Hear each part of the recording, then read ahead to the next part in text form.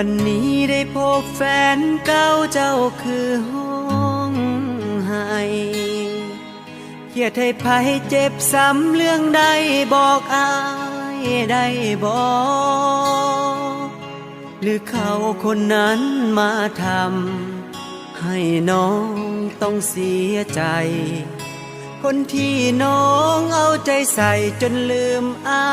ยลงบอกมาติอ้ายพร้อมรับฟังเรื่องราวทุกอย่าง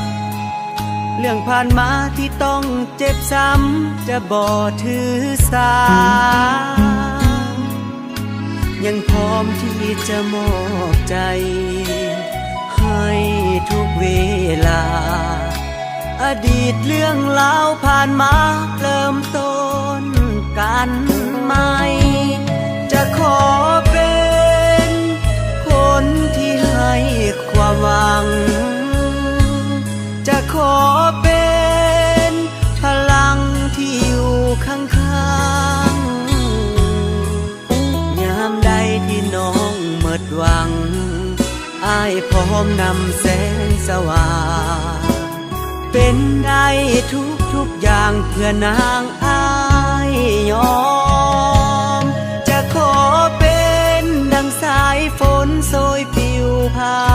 ดผ่าน